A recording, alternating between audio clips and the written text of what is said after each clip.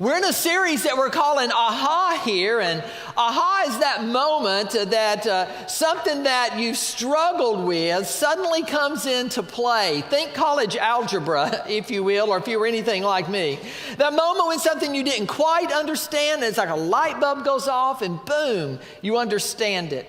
Today we're going to look at another one of the aha moments in the life of Jesus. We've gone through several of them, the transfiguration, the man let down through the roof. If you have not been a part of that, I encourage you to go online and maybe listen to those messages at northfieldchurch.net. Today we're going to look at an event that happens at the beginning of the last week of the life of Jesus. And the question for today is this: how is your love life? How is your love life? I once heard a story about Muhammad Ali. I can't speak for its authenticity, but I can speak for the fact that I liked the story when I heard it. The story said that he had boarded an airplane, headed for somewhere, and he was one of the first on. People recognized him, were talking to him. He got in his seat, and the flight attendant came on and made one of those first announcements as people are getting on, put your carry-ons in the overhead bins in front of you or under your seat, keeping the aisleways clear. Make sure your seatbelt is fastened and your tray table is up and locked and in its correct position, and all those things that they say. And Muhammad Ali didn't make a move. He just kind of sat there.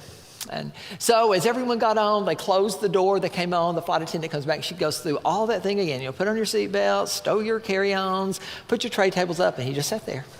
Well, as they are taxiing back, one of the flight attendants makes that kind of final walkthrough that they do where they start at the back of the plane and they walk all the way to the front, and she gets towards the front and she looks, and Muhammad Ali still doesn't have his seatbelt fastened, and she looks over at him and she goes, "Mr. Ali, you are going to have to fasten your seatbelt or we can't take off." And they say that Mr. Ali looked back at her and said, "Superman don't need no seatbelt." And they say that she looked back at him without missing a beat and said, "And yeah, Superman don't need no airplane either." I don't know about you, but I liked Superman growing up. He was one of my heroes. And I think what I most like about heroes is they're in it from someone else. That maybe the hero in the story is not always the person who beats their chest and says, "Look at me," but maybe the hero in the story is the person who pours their self out for someone else. And that's maybe what I liked about Superman, that he's constantly doing things not to help himself, but to help humankind. That as things go, he would use all these superpowers that he had and go through and bust at a gazillion miles an hour through a wall just to help a single person. And maybe I like that about superheroes the most, because at its core, a superhero is a person who shows love in a way that no one else does. And maybe that's really the definition of a superhero, someone who loves, and a love that makes them reach out and takes the entire world to a better place. If you've been here long at Northfield, you know our mission is to love God, love people, and make Jesus known. And you know that we got that from the very words of Jesus, that he'd go all the way back to the words of Moses. And in your New Testament, a young guy comes to Jesus. He's an expert in the law. He's trying to trap Jesus, and he asks him, of all the commandments, of all that the Torah said, of all that the prophets spoke about, which is the most important of all the commands? And Jesus said, "You know what it is. It is to love God with all your heart, soul, mind, and strength. It's love. It's love God with everything you have." And he would go on and say, and it's love again, not just love God with everything you have, but love your neighbor. Aha. And then he would go again and take it a step further, and love yourself. It's all love. And then John, the best friend of Jesus while on earth, would write later in his book in the book of 1 John, if you want to know if anything has changed over the years, it really hasn't. The answer to the question that you're asking is still love, because God is love and love is God, and to know God is to know love, and to know love is to know God. And if you don't know love, then you can't know God, because God is love. But what does that look like? What does that look like? I mean, those things are so nice to put on a wall, and they make nice little pithy statements that you can hang up. But just what does a love like that look like? And maybe John is asking us, what is your love life like? Did you know that there was an act of love so big, so risky, so reckless, if you will, so over the top, that not only Matthew, but Mark and John all talk about it? It's an event that would occur in the last week of the life of Jesus, and it was an act of love in which Jesus was not the giver, but the receiver. It comes from the Gospel of John, and I'm going to start out by reading John's take on this story. Now, 6 days before the Passover celebration began, Jesus had arrived in Bethany, the home of Lazarus. Now, that's a big deal because Lazarus was just dead a few days before, and the whole town has come up to see them. So he's in the hometown where Lazarus lives, and Lazarus is there. And John says, in case you don't know, it's the man who Jesus had raised from the dead. A dinner was prepared in Jesus' honor, and Martha served. If you're a student of Scripture, there's like no shock on your face there. That's what Martha did. She served. And Lazarus was among those who ate with Jesus at the table. Now, Mary took a 12-ounce jar of expensive perfume made from the essence of nard. A lot of people believe that would have come from northern India, that it would have been imported in, that it would have been the most precious thing that Mary owned. And she anointed Jesus' feet with it, wiping his feet with her hair. And the house was filled with the fragrance. But Judas Iscariot, John tells us, the disciple who would soon betray Jesus. Now, you got to remember, at the time that this is happening in real life, they don't know. John doesn't know that Judas is going to betray Jesus. At the time that it's going on, Judas is hearing the miracles. Judas is seeing the miracles. Judas is going right along. He is one of those 12 who are so closely connected with Jesus. He is there for every bit of it, but John is writing on this end. So John gives us a little bit of inside information here. And he says, I may not have known it then, but looking back, in case you don't know it, Judas was the one who was going to betray them. And then he says, that perfume, he gives us words of Judas, that perfume was worth a year's wages. It should have been sold and the money given to the poor. And John, because again, he knows he's writing from the other side, he says, not that Judas cared for the poor, for he was a thief. And since he was in charge of the money bag, he often stole some for himself. And Jesus replied, leave her alone. She did this in preparation for my burial. And then a verse that is often misunderstood. You will always have the poor among you, but you will not always have me. Like the story of the Transfiguration that we told several weeks ago, the story is not only told by John, it is told by Matthew, and it's told by Mark as well. And like the story of the Transfiguration, each of the writers kind of give their own take on the story, and each of the writers bring out things that maybe the other one doesn't bring out in there. So I'd like to look at them all. And Mark begins his gospel or his chapter where this story happens by telling us that Jesus is already a wanted man. He begins this event in the life of Jesus by saying that the chief priest and the elders and the teacher of the law have already met together, and they're already trying to determine how in the world they can kill him. But they say this, we're not going to do it at the Passover. We're going to do it secretly at some other time. But it's just another thing that lets me know that God was in control, because God had ordained from the beginning of time that the death of Jesus would happen at Passover. So it didn't really matter what the elders wanted to happen or what the chief priests wanted to happen or what the spiritual people wanted to happen. God had already ordained. And Mark starts this story out saying that's the backdrop to what this woman is doing. Matthew and Mark both tell us that while they're in the town, the hometown of Lazarus, whom he raised from the dead, that they are actually at the home of a man named Simon, who was a leper. Matthew and Mark also tell us that Mary began pouring this perfume out, not first on the feet of Jesus, but on the head of Jesus, which would have been shocking in and of itself that a woman would have done this, but maybe less shocking because when you anoint someone, at least you anoint the head. John goes straight for the shocking moment that happened there and says, I want to tell you something. It wasn't just his head. It was all the way down to his feet. She anointed his feet as well. I mean, you might pour something that's a little bit expensive out on someone's head, but never their feet. Matthew and Mark also tell us that not only does Judas raise a concern about this experience, thinking that Mary has wasted this on Jesus, but the other disciples, he said, they just join in. And what we find out is that Judas was just the spokesman, that everyone in the crowd that day thought Mary has wasted this. But one of the things that Matthew, Mark, and John all have in common are the placement of where they put this story in the last week of Jesus.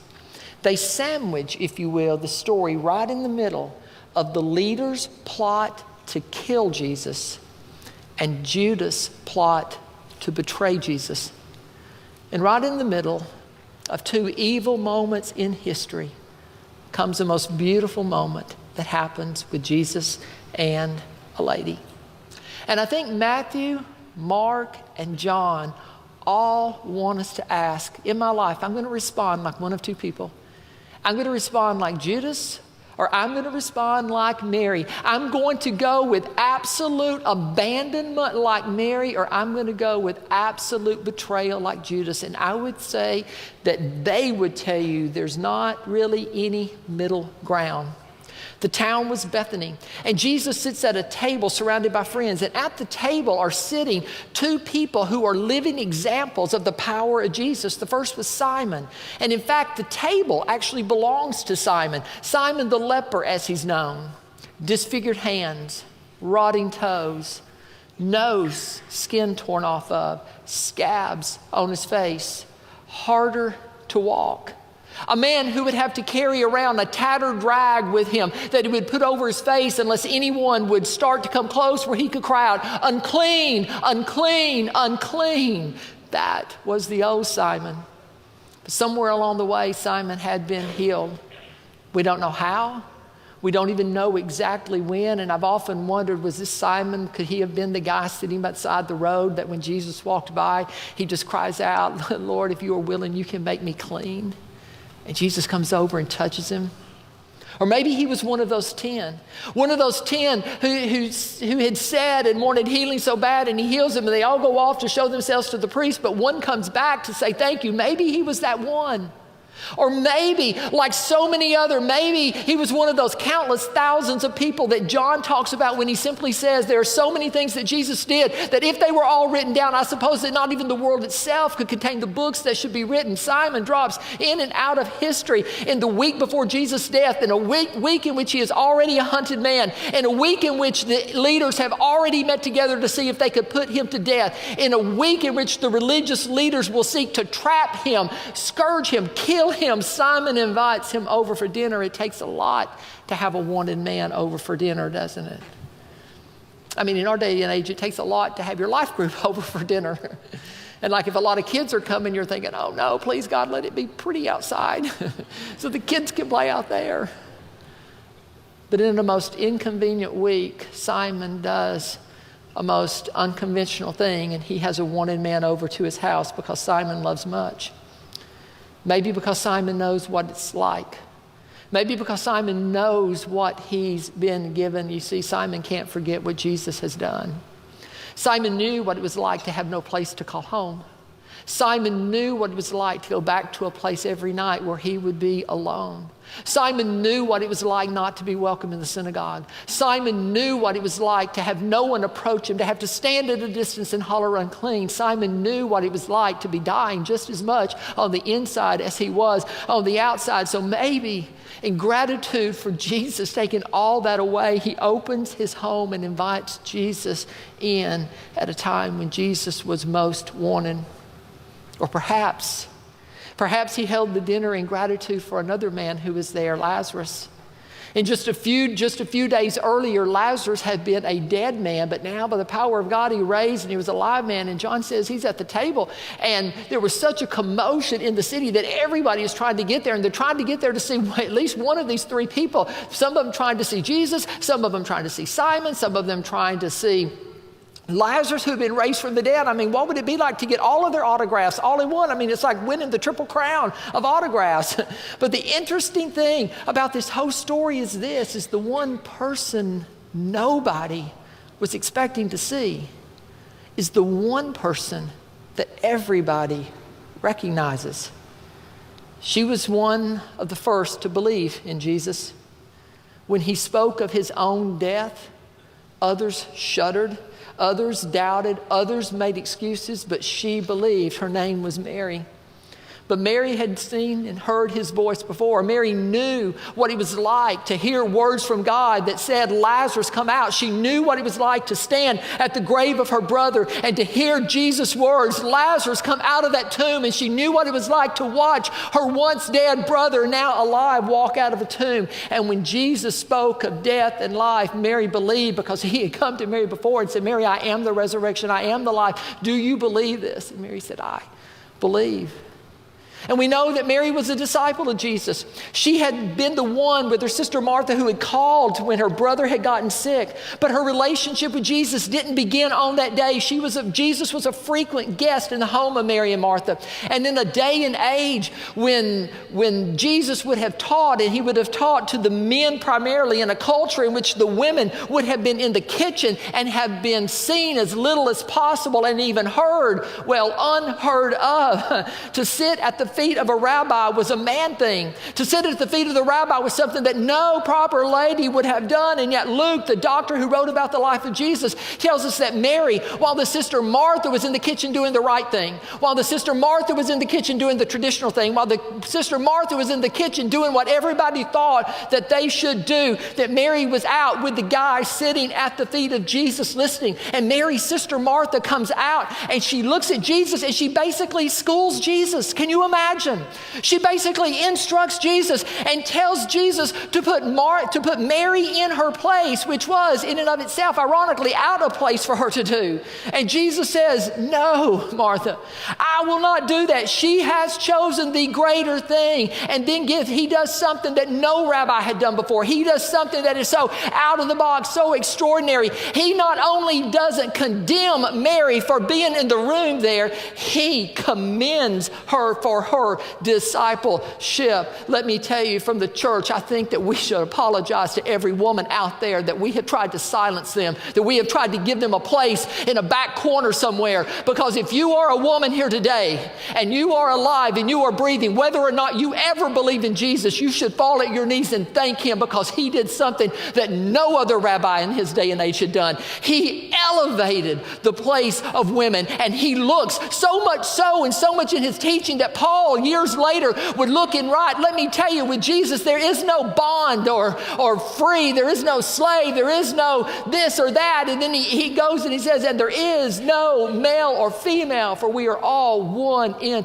Christ Jesus. Let me tell you, Jesus, more than any other person I think in history, raised the bar on women when it was a death sentence to do some of the things that Jesus did. Fast forward, that was just a bonus for you. Fast forward back to the story today. In the middle of this dinner, Mary is moved. And she is moved in a most extravagant, throw logic out of the window type of moment. While Jesus is reclining at the table, Mark says she came with a jar of very expensive perfume. It was, he says, worth a year's wages. And she comes up, in my mind, from behind, and she breaks the jar, and she begins to pour this perfume all over the head, and then the shoulders, and it's dripped down to the back, all the way to the feet of Jesus. And at that moment, the meal stopped. And it got quiet. And everyone's eyes are now on Mary.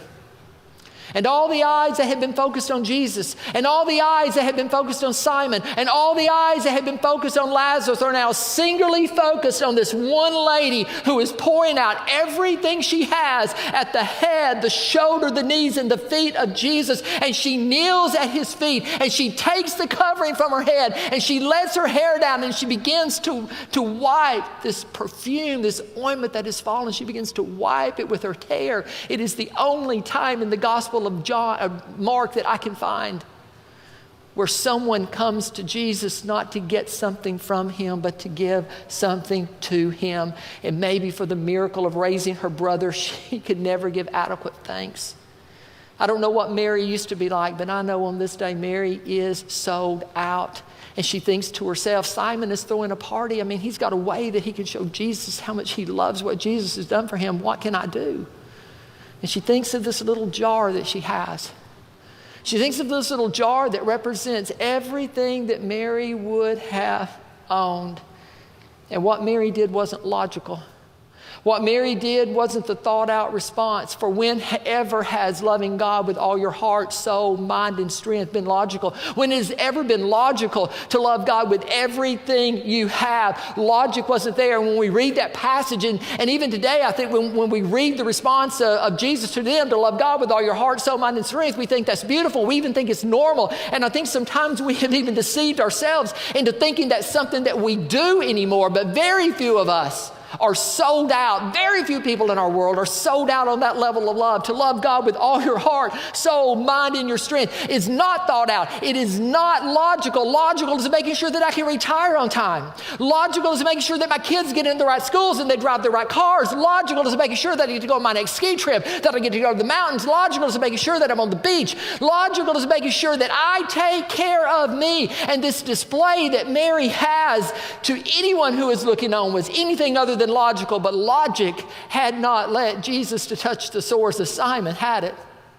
Logic had not led Jesus to stand in front of a grave, and when the whole crowd doubted and even the sisters said, what are we going to do? I don't think you should be doing this, Jesus. He's been dead for 4 days. Logic didn't have him looking up into heaven saying, Father, I believe in you. I have always believed in you. Lazarus, come forth. Logic didn't do that. Logic didn't look at Peter and say, get out of the boat and walk with me on the water. Peter, it's your chance. It's your moment. Do it. Logic didn't look at 12 men who all of their life had been wondering, what are we going to do? What is Jesus going to do next? Logic was not there when Jesus looked at them and said, what do you have in your hands? You want to feed 5,000 people. What do you have? And they're like, we don't have nothing. And Jesus is like, no, you got everything. You got everything because the Son of God is standing right here next to you on earth. Logic didn't tell him to do that. Logic did not place Judas right beside Jesus at the Last Supper. Logic did not bow on his hands and knees and wash the feet of the one who would betray him. And logic would not walk right into Jerusalem being a wanted man. It was love. Love did. Love that was over the edge, different, risky, reckless. Love that loves heart, soul, mind, and strength. And maybe the question begs, wow, how is your love life today? How is your love life? Mary is taking all that she has, which is why the outrage is so great. A year's wages. Not only is it a year's wages, it is Mary's backup plan. I don't know if you realize that. You see, a person in their right mind, a person who is thinking straight, would never give away plan B. They would never give away the backup plan. They would never give away the plan that is meant to save them if the real plan doesn't come through. It's crazy. You see, this would have been her dowry. This would have been, if she was ever going to have a hope in life, she was going to have her man, whether that it was a brother that was there to save her, or she was going to have a man that she would marry, because that was the only thing really that gave women much value, unless they had something of value that they could give to someone else. So if she wanted a real future at some point, should Lazarus die again or Jesus be gone, then she's got to save this. You see, Mary knew that when her brother died, her only hope for a better tomorrow was if she had something to bring, which explains a lot about why Mary and Martha went to get Jesus, bring him back. Jesus, he's not only our brother, he's our life. And in a woman, and in a culture that held no value for women, Jesus comes along. And she knows that if she ever has a hope, that this little jar of expensive perfume is it. It's her backup plan. It's her plan B. It's her way out. It's her hope. It's her security. And Mary takes every bit of that and she breaks it. And she just lets it pour out all over the person of Jesus. What in the world is wrong with her? And if you were there in the crowd that day, everybody else would have been mumbling and thinking to themselves, but Judas is the one who speaks out. Did you know that the words of Judas that we read, well, this could have been sold for a year's wages to give it to the poor. The first words of Judas ever spoken in Scripture are complaining about how much someone gave to Jesus. For Judas and the rest of the crowd were there, and they were like, Mary, what have you done? This doesn't make sense. We could have done something else with all of this stuff. It would have been enough just if you had taken a little bit and dabbed behind his ears. Why didn't you write a poem? Why didn't you give a song? Why didn't you do something else? This would have been anything else. Bake a casserole. I don't care what it is. Mary, anything would have been better than this. But Mary is in love, and Mary does something crazy, because people who are in love do crazy things for the people they are in love with. And she's in love, and she has nothing to gain. Did you realize that Mary has nothing to gain in this? She's already in. She's already one of his. Jesus has already defended her before a bunch of guys and said, you are mine. She has nothing to gain. But in a worldly sense, she has everything to lose. But for the joy, she pours it out. But for the taking risk, pours it out. And it makes me look on the inside sometimes and say, Tom, how is your love life? We teach each other to be careful, but careful is an American virtue. Be careful, Tom. You might need it for a rainy day. Be careful, Tom. Don't really go all extravagant in worship. People will think you are like one of those people, will want to give the wrong impression. Careful in our time, Tom. You're going to need time for this and time for that. Careful is an American thing, but Matthew, Mark, and John are looking back and writing and saying, I wish the aha moment would have come for us sooner. The aha moment that they did not understand, that Mary understood, that there is no such thing as cautious, calculated discipleship. They said, why this waste? Why this waste? It could have been sold for more than a year's wages and the money given to the poor. Why have you done that? And Judas leads the pack, and they must have thought, man, we've done something good. We put her in her place, and her words must have stung Mary. And Jesus, who in less than 6 days will stand defenseless and speechless and silent as he is slapped, hit, ridiculed, and scourged, will flame in anger when they attack one he loves. And he says, leave her alone. Why are you bothering her? She has done a beautiful thing for me. Have your kids ever made you something? Something that they made at school, or they sit down at the table, or they're making Play-Doh, and they just give you this thing that has absolutely no worth on the open market, but it means everything to you. That's what Jesus is saying in this moment when he says, she has done a lovely thing. It may not have any value to anybody else in the room, but I am in love with what this lady did. He says, she has poured perfume on my body beforehand to prepare me for burial. You see, I think Mary caught what everyone else had missed. And Jesus was in no means saying, don't help the poor. Jesus' entire life was about helping the poor. Jesus is looking and in a way saying to all of them, Mary has discovered something that the rest of you have not discovered, even though I've told you that the poor you're going to have with you a long time. But I'm about to leave. In 6 days, I'm going to be gone. And somehow Mary gets what everyone else missed. And she goes, he's going to die. He's going to be taken away. I believe it to be true. I've heard his words. So it is not a time for me to pull out the calculator and decide how much I can give or what I should do or how far I should go. It is a time for me to pour everything I have at his feet. Simon took a chance that night. In a time when it was dangerous, in a time when Jesus was a hunted man, in a time where the leaders were looking to kill him, he prepared a meal for Jesus to have an evening among friends. And I wonder if just a few days later,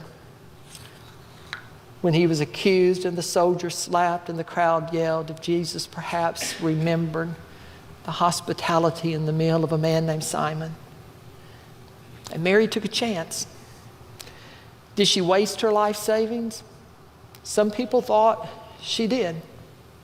She certainly risked her reputation. Middle Eastern women in that day, and in fact, I don't know if it still holds the same significance today. I've not asked, but Middle Eastern women often cover their hair.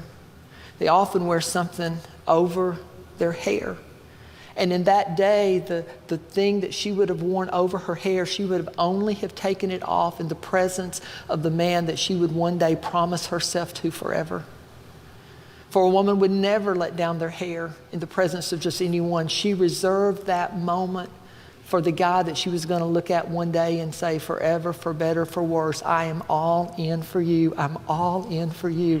And in the most beautiful moment covered in Scripture, in the middle of the plot to kill Jesus and the plot to betray Jesus, Mary kneels at his feet and she takes that covering off of her head and she begins to wipe his feet with her hair as if to say, I am all in on this one.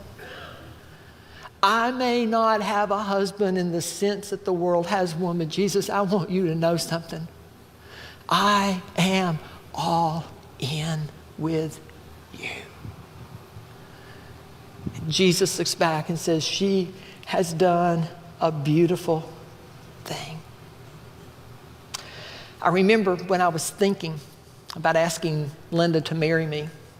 I was a student in school, and I was young, and some say dumb, but I didn't think so. And I was driving to Ohio as much as I could, trying to see her, and she was coming down to Nashville as much as she could. And one of the reasons that I worked at Grand Ole Markets, Texaco, over in Green Hills, was I had gone out and bought an engagement ring that I could not afford. And I was like spending weekends there, and as time got closer for me to graduate and get out of school, I realized I'm going to graduate and I'm not going to have this ring paid off. And they had not given me the ring. They were holding the ring, and I was going in every week and making payments on it. And I said, I got to get that ring before the I-dos come around. And so I was working and doing what I could and trying to make extra money. And my buddies thought I was crazy. They were like, man, you should not be doing this. You have no time for us anymore. Everything you do is trying to pay for this ring. And they were like, do you not know when you get married, your life is over? I mean, it's over at that point when you say, I do.